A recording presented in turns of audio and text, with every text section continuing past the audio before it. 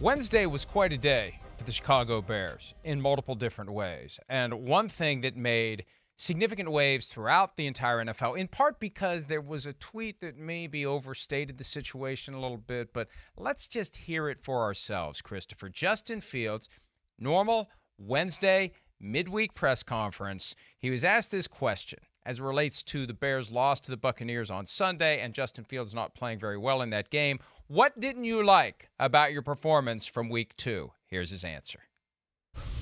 I didn't like, I felt like, I wasn't necessarily playing my game. Felt like I was kind of robotic and, not playing like myself. So, my goal this week is just to, say F it and just go out there and, play football how I know how to play football. I mean, just going back to it's a game, and that's it, because that's when, I play my best is I'm just out there playing free and being myself. So I'm going to say kind of just bump all the, what I should do, what I, this and that, like pocket stuff, like I'm going to go out there and be me. When you say thinking less, what do you think was causing you to think so much, maybe think too much? Could be, coaching, I think. But, at the end of the day, it makes it, they're doing their job when they're giving me, what to look at and stuff like that. But at the end of the day, I, can't be thinking about that when the game comes. I prepare myself throughout the week, and then when the game comes, it's, it's time to play free at that point. So, just thinking less and, playing more. We've got more to play from Justin Fields, but let's just kind of catch up right there. Yeah. I interpret those remarks as being an indication of some sort of tension between what they're trying to make Justin Fields into and what Justin Fields believes he naturally is. Instead of him going out and being authentic and free and leaning into the things he does well, such as ripping off a 60-yard touchdown run seemingly every game, they're trying to make him into something he's not.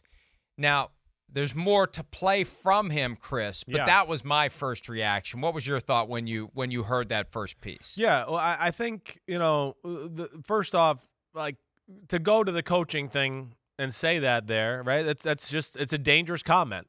I don't think he means to be, like, mean or trying to cause a schism or problem there, but he obviously has a feel that they're coaching them. He's being coached so much that he's locked up mentally a little bit, right? And he wants to be more free. Okay, so I get that, and there is a fine line there. But when you watch Justin Fields, and like Mike, I'm sure you've seen some of the highlights this week. I talked about it last week when we broke down the opening game against the Packers, right? On our podcast.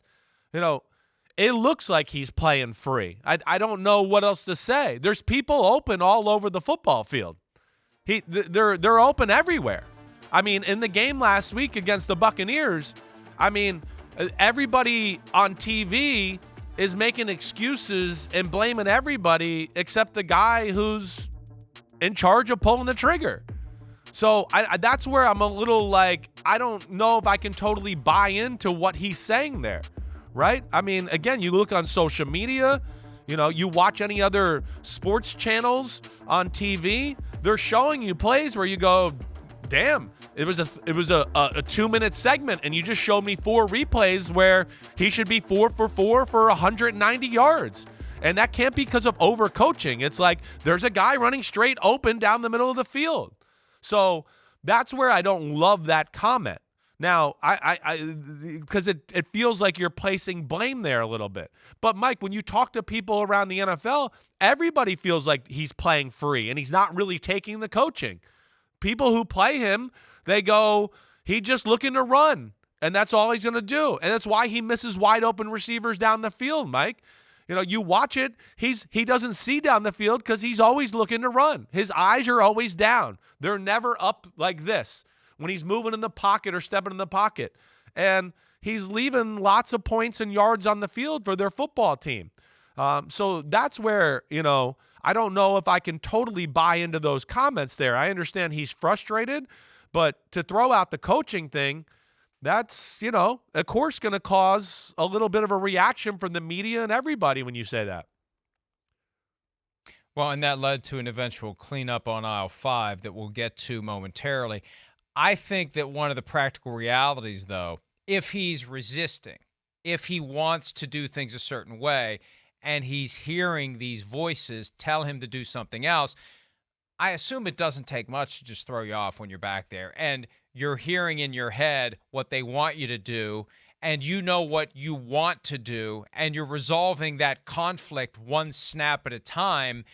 And what do I do? What do I do? What do I do? I hear I know you. they want me Right. to do this. I want to do this. This guy's open. That lane's free. What do I do? And by the time you resolve it, the walls have caved in. Now, here he is when he was asked the follow-up question of whether or not there are too many coaching voices in his head. Have a listen. I don't think it's too many coaching voices, but I just think when, you're fed a lot of information at a point in time and you're trying to think about that info, like when you're playing, it's like it doesn't let you play like yourself. You're trying to, process so much information to where it's like, if I just simplified in my mind, I would have did this. Like, I saw a few plays on Sunday to where if I was playing like my old self, like, we would have had a positive play. Like, there would have been, a few more third down conversions. So you said you wanted to keep the conversations with the coaches private, but did they seem receptive to these ideas that you're sharing? Of course. Coach Flus, Luke, everybody in the building is, always receptive to what we have to say. And, anytime, anybody has a problem or, comes to them with anything. So they're always receptive to us. I think that I've, had times where like, okay, they want me to do it like this, so I have to kind of change it. But I mean, I just have to, it's probably more of a me thing than a coach thing. So, when they tell me things, of course I correct it, stuff like that. But in the grand scheme of things, I have to still be, the person and the player, what's got me up to this point. So rather than changing my whole game, just, implement it in my game and, make those little corrections, but don't allow that to change me as a whole player. If the coaches say, we need to play better, I need to play better, I'm not taking that personal because, I think everybody in here knows that I need to play better, including myself. So, they're not going to take it personal if, us as players go to them and say, yo, I didn't like this call or, they need to be better. So, we're all grown men in the building and we all can take it. Now, look, when you hear that part of it, it takes some of the steam out of the first clip because he does acknowledge it's on him. And he's trying to process all this one day at a time as he goes from one game to the next and one game to the next. And is he going to grow? Is he going to plateau? Is he going to regress as a quarterback? So this obligation to sit there once a week and answer these questions, it is potentially going to lead him in a path where he says something. And there was one tweet in particular, and I'm not going to name names, there was one tweet in particular that made this seem like a 5-alarm fire. When we hear both of those clips, it really isn't, Chris. No, it's not. One, I appreciate his honesty and the fact that he's kind of letting us in behind the curtain to go, yeah, I'm not doing my best, and I am locked up in my brain, and this is what I'm thinking to help me get the situation fixed. It sounds like he wants things simplified, right? I think that's what he wants it that way. Now, and I'm good for him in acknowledging that and speaking his mind to the coaches and all that. I just think it's that first comment that, of course, is going to raise eyes or raise eyebrows, or as they say, whatever. I'm bumbling over my words there, but so I commend him for that. But as you heard me say last week, the offense feels like it's very simple already, right? Now, I mean, does he want to run the ball more? They haven't done that a whole lot this year. Maybe that's an element he's trying to ask for. Now, he takes a ton of hits already, so I think they're afraid to run him too much because he holds the ball and doesn't get it out of his hands when there's people open a lot of the times. So he brings a lot of that on himself. But, this is a tricky situation. Again, this is, a first-round quarterback. It's year 3. It hasn't been very good. It's been below average the first 2 games of the year. And like we talked about, you say those things, but it doesn't match up with what you see on the football field. And that's where I can't totally get behind him there. You know, some of the plays, again, that, you know, I've seen on ESPN and everything else, it's not that complicated. It's like there's a guy here, there's a guy here, there's a guy running straight here. This guy was wide open. There's no complications on that. They can't be saying anything that complicated to confuse you in those situations. So, you know, I feel for him. He's in a tough spot. He is. He's got nothing positive to bank on right now. And he's trying to explain the situation, but, you know, he's towing a dangerous line there in the fact of, you know, kind of throwing the coaches in on this conversation, because now it makes them look like they're a part of this problem. And, yeah, the media and people like us, of course, are going to jump on situations like that. And what happened was, from that first clip, again, there was one specific tweet from one of the beat writers that caught fire. And I just wonder, I'll save this comment until after we hear the next clip from Justin Fields. I have a theory as to what happened. But what occurred was the shit hit the fan, pardon me, after the Justin Fields normally scheduled press conference. So Fields had to get out the mop bucket, go into the locker room, meet with the reporters again, and try to put the toothpaste back in the tube. Here's Justin Fields with his effort to clarify what he was saying during his press conference. You guys' jobs are to get clicks, so it's like when you take my quote out of context, when you just say that, if you paint the picture on the inside out, like y'all are trying to split us up as a team. I'm not blaming anything on the coaches. I'm never going to blame anything on the coaches, never going to blame anything on my teammates. I will take whatever happens in the game, I will take all the blame. I don't care if it's a drop pass, it should have been a pass. Put it on me. But never will you hear anything come out of my mouth to where I will blame it on somebody else. In this organization, my teammates, never will you hear that. So I just want to clear that up and just know that, like, I need to play better. That's it, point blank. If y'all, that's what I should have said in the first place. But, you know, I was trying to give y'all more details because, you know, I appreciate y'all for doing what y'all do, and I try to give y'all the information y'all want for you guys' job. So I'm gonna do that, and in the future, like, but I ask you guys just to put the whole quote out. Don't cut it up into words and pieces to make it seem like I'm saying something that I'm not. So again, appreciate you guys what you do, and y'all have a blessed day. That's it.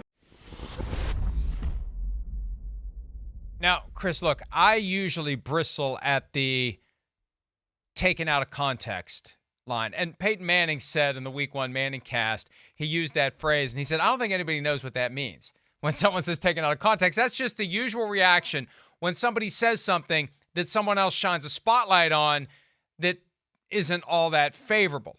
But in this case, this one's more subtle, because I say all the time, if you isolate a quote and you don't bastardize or twist the quote into being something other than what it was, you're not taking it out of context. But there was a broader context here where what he said early, when he seemed to be blaming coaching, was softened dramatically by what he said later.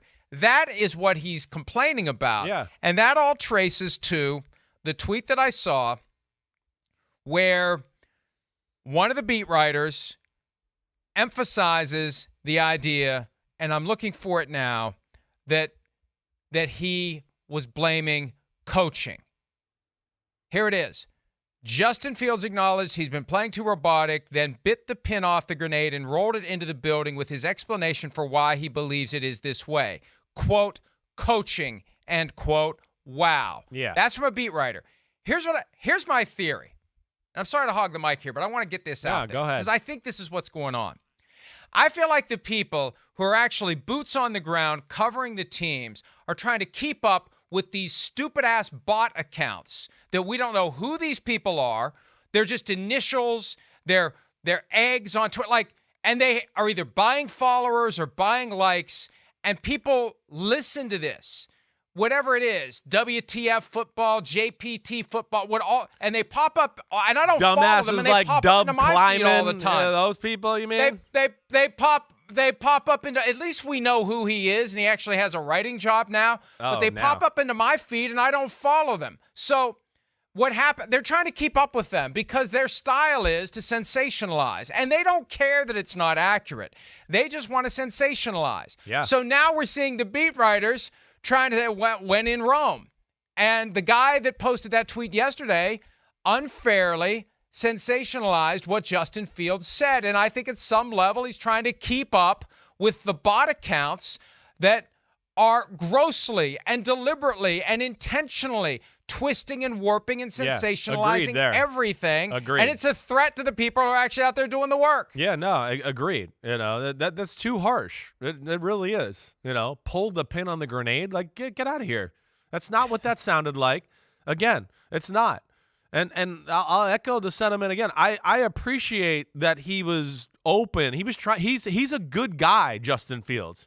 He is. He's trying to be respectful and give a little bit of like inside his brain as far as what's going on there. But the problem is he broke kind of the golden rule of football, which is just don't bring other people up in your press conference, right? Like he said at the end, I should have just said it's my fault. I got to be better, blah, blah, blah, right? Because you give people a little ammo. And yeah, then people go and they do take it, you know, to another level and out of context for sure. You know, so it's listen, nothing's been easy for him. And he's handled himself really for the most part like a true professional. He has. I give him a lot of credit for that. I do. But yeah, it just when you kind of make that one little comment in this day and age, we know where that goes. But yeah, it was sensationalized without a doubt to a degree that was not fair to Justin Fields there all the way. It was not fair to him. But he knows better to not kind of go down that road, and hopefully he'll learn that, you know, for sure here now going forward. Well, this is part of the career arc and the overall experience of any quarterback or any player that is the center of attention. And in Chicago, a great football city, we were talking about this recently. Like, yeah. You know, the year we went there, 2019, for the first game of the season, I'm like, it's one of the greatest football towns in the NFL. A better football team. Yeah. This place deserves more than what it gets. One Super Bowl win in all these years, a team that far more often than not stinks, and now they're dealing with early season stink and chaos. But my point is, when you get yourself in this spot as the Justin Fields, you get more reluctant to talk to people in the media. Yeah. Because you wonder when they're going to do it to you next. So he's going to be more guarded. He's going to be more careful. He's going to be more reluctant, as he should be. Yeah. As he should be. When his comments, which were thoughtful and candid and not on a teleprompter, he doesn't have the benefit of knowing what the questions are going to be in advance, so he's thinking out loud through a lot of it as he tries to explain what's going on. And he's 23 years old, I right? know. If he's Right. that old. Right. And for somebody who's been doing this for over a decade to take that one word and characterize it as him pulling a pin on the grenade and rolling it back into Hallis Hall is bullshit, frankly. Yeah, no, it definitely is. It is. You know, I think if he could do it all again, you know, you just don't go down that road there a little bit. You know, you just go, you can explain and make your point without saying the word coaches, right? As we've seen. And what a lot of other good quarterbacks too. Hey, I'm in my own mind. I'm thinking too much. You know, I'm out there. The coaches, you know, I'm thinking about all these rules and things, and I just got to go out and play, right? It's got to be something along those lines, right? And that's maybe where he messed up a little bit, but I don't think it needed to be blown up to the degree it was yesterday. That's for sure. You know, that was a little too harsh by the Chicago media and some of the stuff I saw on social media as well. And it's been tough. Well. Yeah. All it takes is one beat writer to sensationalize it, and here come the bot accounts to amplify it and magnify it. And Hal, I didn't realize until we played the clips today how over the top all of this was. And they're acting like the sky is falling in Chicago. And well, I read it yesterday, and as I read it all, I thought, this isn't that bad. He's just being open here. It's just that one part. It's just that one coaching thing that everybody just ran off with. And, yeah, I'm sure he wishes he would have phrased that a little bit better. Okay. But like you said, he's 23. But he clarified it later. I know. No, I know. In the same session, not when he came back to the reporters. He said it's him. He's got to take the coaching. He's not blaming the coaches. Yeah. He wasn't blaming the coaches. So, anyway. Hi, it's Mike Florio. Thanks for watching PFT on YouTube. Hit subscribe for the latest news and analysis from Pro Football Talk.